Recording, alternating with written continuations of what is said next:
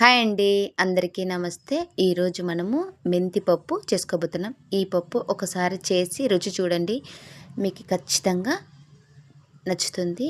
మా రాయలసీమలో సమ్మర్లో ఎక్కువ ఈ పప్పు చేస్తాం. ఎందుకంటే సమ్మర్లో పచ్చిమిర్చి ఎక్కువ రేట్ ఉంటాయి కాబట్టి ఈ పప్పు ఎక్కువ చేసుకుంటాం. చాలా టేస్టీగా ఉంటుంది. ఒకసారి ఎలా చేయాలో ఒకసారి చూసేద్దాం. ఒక 2 టేబుల్ స్పూన్ల ఆయిల్ వేసుకొని, ఆయిల్ హీట్ అయిన తర్వాత 1/2 టీ స్పూన్ జీలకర్ర, 1/2 టీ స్పూన్ మెంతులు, 1/2 టీ స్పూన్ ధనియాలు వేసి బాగా వేయించుకోవాలి.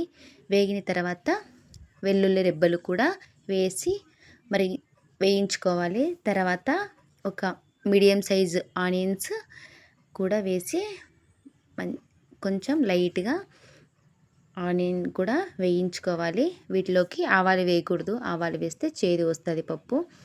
తర్వాత ఆనియన్స్ బాగా ఫ్రై అయిన తర్వాత ఎండుమిరపకాయలు వేసి బాగా కలుపుకోవాలి. ఇలా కలుపుకున్న తర్వాత మనం కొంచెం కొత్తిమీర కూడా వేసుకొని ఫ్రై చేసుకోవాలి.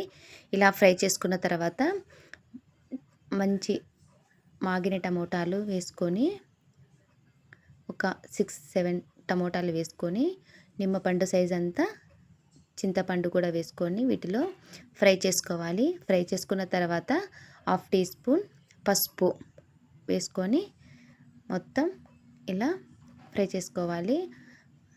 ఇందులోకి కొంచెం 1 టేబుల్ స్పూన్ రాక్ సాల్ట్ కూడా వేసుకొని ఫ్రై చేసుకోవాలి. తర్వాత నీట్గా వాష్ చేసుకున్న కందిపప్పును ఒక 2 గ్లాసుల దాకా కందిపప్పు వేసుకున్నాను. తర్వాత కొంచెం కొత్తిమీర వేసుకొని మొత్తం కలుపుకున్న తర్వాత వీటిలోకి ఒక 2 విజిల్స్ వచ్చేంత వరకు, ఒక 2-3 విజిల్స్ వచ్చేంత వరకు పప్పును ఉడికించుకోవాలి.